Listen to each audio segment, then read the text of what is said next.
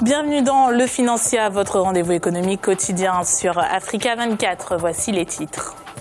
Après 17 ans d'interruption, les vols domestiques sont de nouveau d'actualité en Côte d'Ivoire. La compagnie Air Côte d'Ivoire aura néanmoins eu besoin d'une aide de l'État pour financer la rénovation de 5 aérodromes. En Ouganda, le groupe Africell finalise le rachat du groupe télécom Orange. L'opérateur téléphonique dispose ainsi de 790 000 abonnés et se classe en 3e position sur le marché national.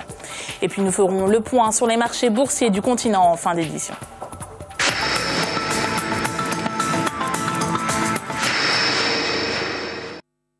Après une première année d'exercice achevée avec des chiffres positifs, la compagnie Air Côte d'Ivoire a inauguré le 15 novembre son premier vol domestique. Jusque-là, les trajets partaient d'Abidjan, la capitale, vers l'Afrique centrale.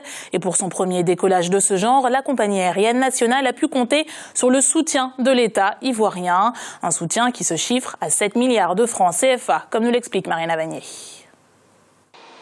17 ans après leur disparition, les vols domestiques ont fait leur retour en Côte d'Ivoire. La compagnie Air Côte d'Ivoire a inauguré sa première liaison Abidjan-Korogo dans le nord du pays. Un trajet permis grâce à un investissement de l'État ivoirien. 7 milliards de francs CFA auront été nécessaires pour rénover les aérodromes concernés en équipement de sûreté, tours de contrôle, véhicules anti-incendie et balises lumineuses pour les atterrissages nocturnes. Pour l'État de Côte d'Ivoire, Air Côte d'Ivoire est aussi un outil de développement. L'économie ivoirienne aujourd'hui est énormément concentrée sur le sud du pays et un des défis majeurs pour l'État, c'est de faire en sorte que les zones urbaines de l'intérieur du pays soient complètement désenclavées. Par exemple à San Pedro, qui est dans le sud-ouest, à Mans, je pense à Korogo, qui sont des zones qui sont amenées à être des zones de croissance future pour le pays. Les vols commerciaux redémarreront officiellement le 24 novembre. Les villes de Boaké dans le centre du pays, de San Pedro dans le sud-ouest, de Mans à l'ouest et d'Odiéné dans le nord-ouest seront desservies. Pour 141 millions de dollars, Air Côte d'Ivoire a fait l'acquisition de 2 appareils qui peuvent transporter entre 60 et 80 passagers. 2 autres avions devraient s'ajouter à la flotte. Abidjan-Korogo, je crois que c'est à peu près 7 heures, voire 8 heures de trajet. En avion, ce serait peut-être 30 minutes, voire moins. Donc forcément, il y a un intérêt logistique pour les particuliers. Mais surtout, un investisseur ou un homme d'affaires qui pourrait se rendre en 2 ou 3 jours, à la fois à Korogo, à la fois à Mans, à San Pedro, à Boaké, par exemple, pour des investisseurs qui sont très actifs sur toute l'étendue du pays, c'est révolutionnaire. Outre l'État ivoirien, l'établissement financier Afreximbank et la banque d'affaires Alges Consulting ont participé à la réhabilitation des structures aéroportuaires. Un apport plus qu'indispensable. De l'aveu même du directeur général de la compagnie René Décuré, les vols intérieurs ne sont pas des destinations rentables. Légère baisse des investissements étrangers en Tunisie. Au cours des 10 premiers mois de l'année 2014, ils se sont chiffrés à 1,48 milliard de dinars contre 1,69 milliard de dinars l'année précédente à la même période. Les investissements directs étrangers ont, eux, baissé de 14,6% entre janvier et octobre 2014. À noter que le secteur de l'énergie a représenté 800 millions de dinars. Celui des services a compté pour 271 millions de dinars. Les industries et l'agriculture ferment la marche avec 263 et 6 millions de dinars. Après la Gambie, la République démocratique du Congo et la Sierra Leone, l'opérateur Africell arrive en Ouganda. La compagnie a racheté la filiale locale du groupe Orange pour un montant de 12 millions de dollars. Une nouvelle acquisition qui lui permet de détenir 11 millions d'abonnés sur le continent. Ibra Djindjai. Avec un taux de couverture de 50% et 37 millions d'habitants, l'Ouganda est un marché prometteur en termes de téléphonie mobile. L'opérateur Africell l'a bien compris. Le groupe vient de finaliser le rachat de la branche nationale d'Orange et possède désormais un fichier de 790 000 abonnés. Des clients souvent possesseurs de smartphones dotés de la 2G, la 3G et parfois, dans la capitale Kampala, de la 4G. Orange Niger se donne la mission de démocratiser l'Internet pour tous au Niger. On sait tous qu'aujourd'hui, l'Internet est un facteur de développement très important pour un pays, d'autant plus pour un pays comme le Niger. C'est un facteur qui va beaucoup contribuer à sa croissance. Et on pense que nous, Orange, en tant qu'opérateur numérique, on a un vrai rôle à jouer. Et d'autant plus que, comme on est leader, c'est quelque part une obligation pour nous de jouer ce rôle-là. Malgré ce rachat, Africell n'arrive qu'en 3e position sur le marché de la téléphonie mobile ougandais.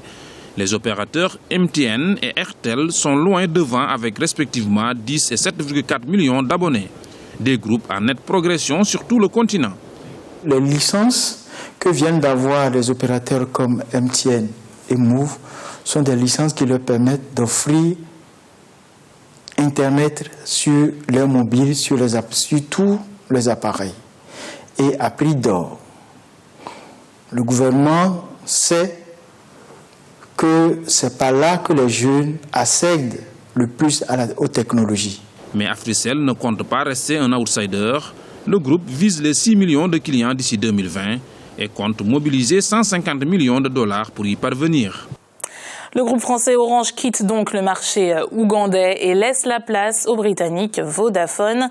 L'opérateur téléphonique s'est associé au fournisseur Afrimax. Les deux entreprises ont annoncé que leur coopération se poursuivrait dans d'autres pays d'Afrique subsaharienne. À noter que le groupe Afrimax est déjà établi dans 50 pays du continent et que Vodafone est considéré comme le 2e opérateur mobile au monde. Et pour clore ce chapitre sur la téléphonie mobile, sachez que selon un rapport de la GSM Association, considéré comme le lobby des opérateurs de téléphonie mobile, l'Afrique devrait connaître la plus forte croissance mondiale du nombre de smartphones au cours des 6 prochaines années. En 2014, 61 millions de smartphones ont été vendus et l'étude prévoit que 92 millions le seront en 2015. C'est simple, plus d'un mobile sur 2 vendu sur le continent sera un téléphone intelligent. En plus de leur capacité à se connecter sur Internet, ces mobiles possèdent une véritable fonction sociale, comme nous le rappelle notre analyste politique Marianne Séverin.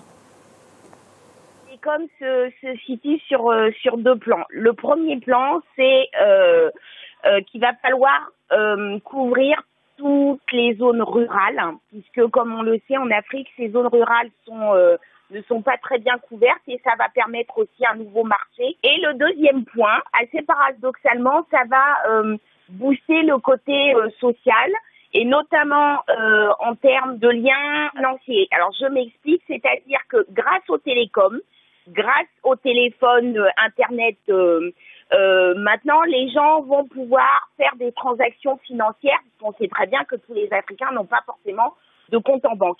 Et au niveau de la santé, ça peut être aussi un avantage, notamment pour les populations qui sont très éloignées.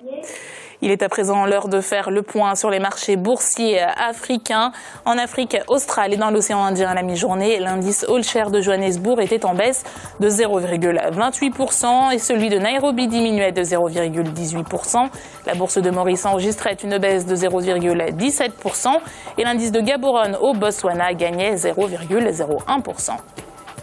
Du côté de l'Afrique centrale et de l'Ouest, l'indice nigérian perdait 2,15%, la BRVM d'Abidjan perdait 3,98% et la bourse du Ghana augmentait de 0,33%.